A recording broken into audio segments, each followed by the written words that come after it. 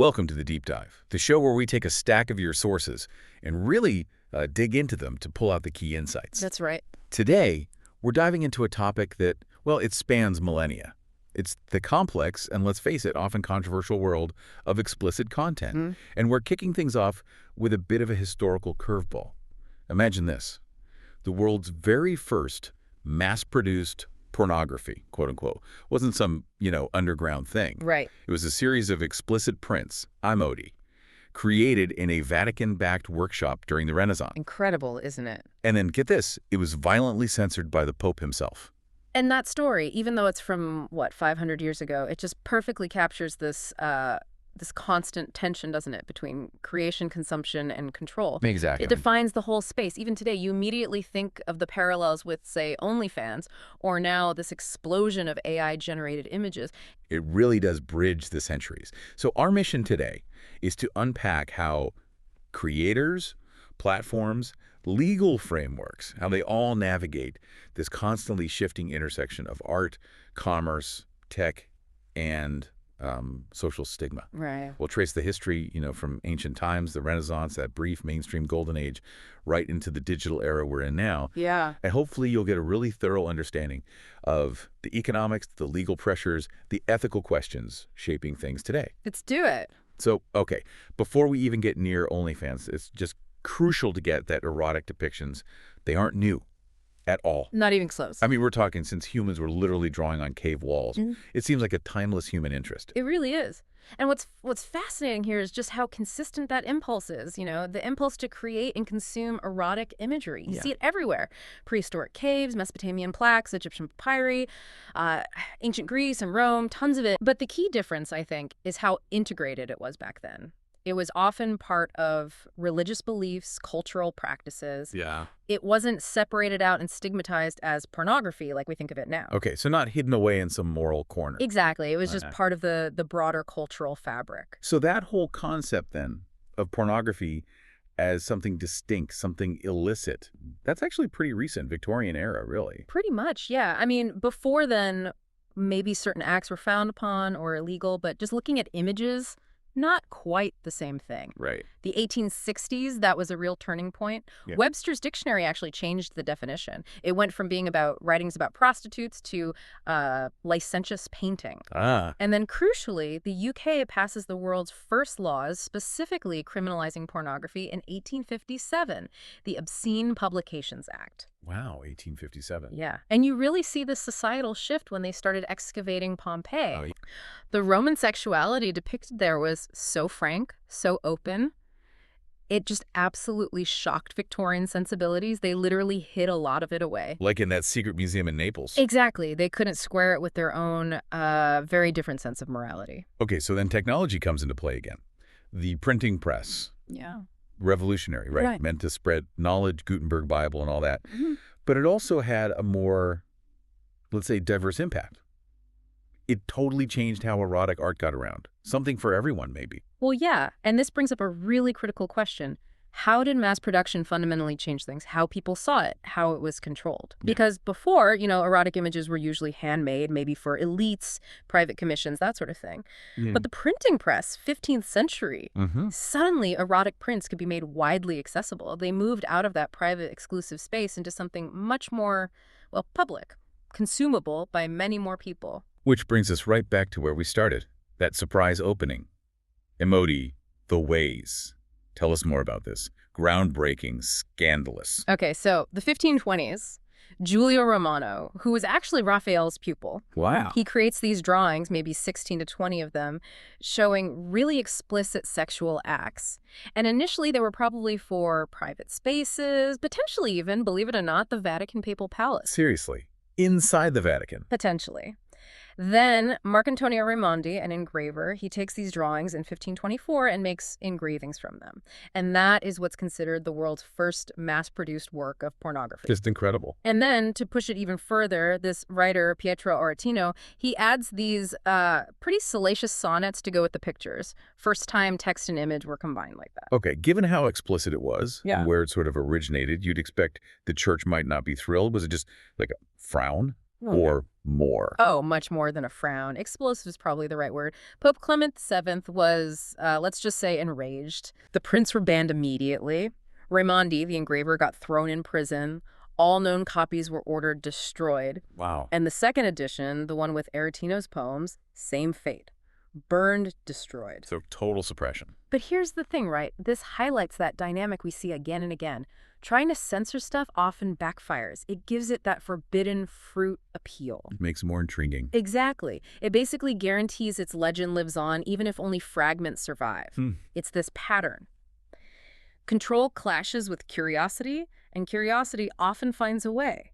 Okay, let's jump forward quite a bit now. Fast forward a few centuries, we hit another really key moment. The golden age of porn in America. Roughly, what, 1969 to 1984? Yeah, around then. And this was such a unique time because sexually explicit films actually got mainstream attention. They called it porno chic. It's hard to imagine now, isn't it? Totally.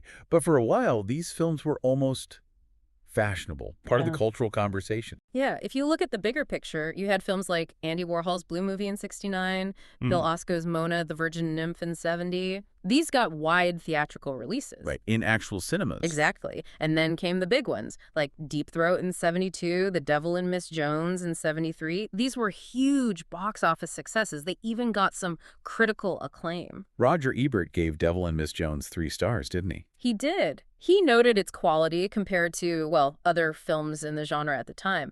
But beyond just the box office, this whole porno chic thing meant discussions about sexual liberation, censorship, social norms.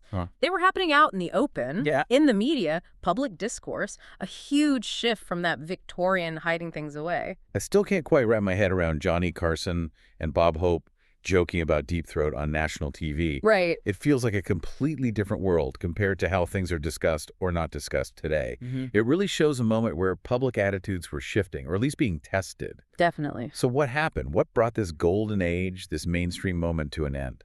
Well, the next really crucial piece is how social acceptance and the legal side of things interacted. Okay. The big one was the Supreme Court's 1973 decision, Miller v. California. That case basically redefined obscenity. How so? It made contemporary community standards the key test for what was considered obscene and therefore not protected by the First Amendment. Ah, community standards, which can vary wildly. Exactly. And that led to widespread bans, lots of prosecutions.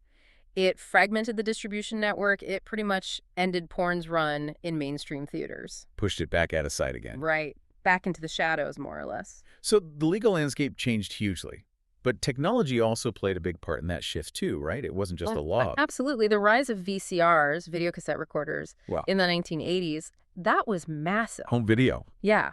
Distribution shifted completely from theaters into people's homes. Now, this meant budgets generally went down again. Right, didn't need that cinema quality.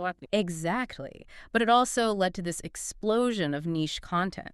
Production became cheaper, more accessible for individuals. So it sort of democratized it in a different way. In a way, yes. Even though it took it out of the public eye, it opened up production to more people. Which brings us pretty neatly, actually, right up to the digital age. Platforms like OnlyFans, they've just fundamentally redefined everything, haven't they? How explicit content is made, distributed, consumed. It's a huge shift. It's a really fascinating economic story, too. It presents itself almost like this new kind of, entrepreneurial path for creators. And the success of OnlyFans, it's pretty remarkable. It's a UK company, right? Yeah. And it's become arguably the most significant creator economy platform out there, maybe since DeepMind even. Wow. In 2023, it generated, what, $6.3 billion in gross revenues, mostly from transactions, not just subscriptions. And apparently 2/3 of that revenue comes just from U.S. users. $6.3 billion. That is massive. So what does that actually mean for the creators themselves? We hear about this 80% revenue share they get. That sounds way higher than the old models in traditional porn production, where performers often had less control and got paid less. That revenue split is definitely a key appeal. It offers creators potentially more autonomy, maybe more safety in some ways, and certainly higher earning potential compared to the old studio systems. Right. And it's been particularly significant for groups who were often discriminated against in mainstream porn, Black performers, transgender performers. They might find more equitable opportunities here. Right. Plus, the fact that it's browser-based, not an app you download from the App Store, that's crucial. Yeah. It helps it get around those App Store policies that ban pornographic apps. Clever workaround. But, okay, it can't all be positive, right? Like we see with other gig economy platforms, Uber, DoorDash, whatever. There's usually a downside to all that promised flexibility and entrepreneurialism. Oh, absolutely. There's a definite flip side. If you look at OnlyFans through the lens of digital labor, it's not just a platform. It's almost like a magnifying glass on the precarity of the gig economy. How so? Well, you get the freedom, sure, but it comes bundled with all the financial risks of being an independent contractor. And in this case, it's amplified by this deep social stigma and constantly shifting legal goalposts. Right. You bear all the costs, the risks. Exactly. All the stuff an employer would normally cover. And often, the people doing this work are economically vulnerable to begin with, or they're doing it to supplement income from other jobs that just don't pay enough. So it ties right into these broader sort of neoliberal economic structures, emphasis on individual responsibility, market forces, but often with less of a safety net for workers, especially in these really competitive digital spaces. And we hear these huge success stories, the OnlyFans millionaires. Yeah. But the reality for most creators is very different. It's very concentrated at the top. That's exactly right. The earnings are incredibly concentrated. The average creator on OnlyFans grosses something like $1,800 a year. $1,800 annually. Annually, yeah. Whereas data suggests the top maybe 0.1% of creators, they earn significantly more, maybe around $220,000 each. Wow. Huge difference. Massive. The vast majority earn very little. They're facing market saturation, intense competition. And another layer here is that many fans aren't just paying for explicit content. They're paying for parasocial relationships. The fantasy of connection. Right. That feeling of connection, intimacy, which kind of complicates the whole authenticity narrative the platform sometimes pushes. Okay, let's dig into that vulnerability aspect more. Right. Because it's not just market forces, is it? It seems deeply tied to the stigma around sex work and then the laws and policies that kind of reinforce that stigma. That's a really crucial point. And it raises the question, how exactly do laws and corporate policies interact to make things more precarious for online sex workers? Right. And a key moment here was in the U.S. in 2018 with the passage of SESTA, the Stop Enabling Sex Traffickers Act, and FOSTA, the Fight Online Sex Trafficking Act. Okay, SESTA, FOSTA. Now, these were intended to fight sex trafficking, which sounds like a good goal. But the impact on sex workers themselves was different, often negative. Critically, yes. What FOSTA-SESTA did was weaken Section 230 of the Communications Decency Act. Okay, Section 230.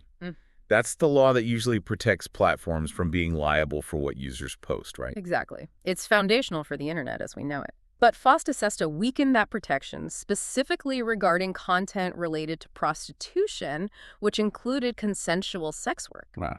So suddenly, platforms could be held legally responsible for ads or posts about sex work. This led to widespread online censorship.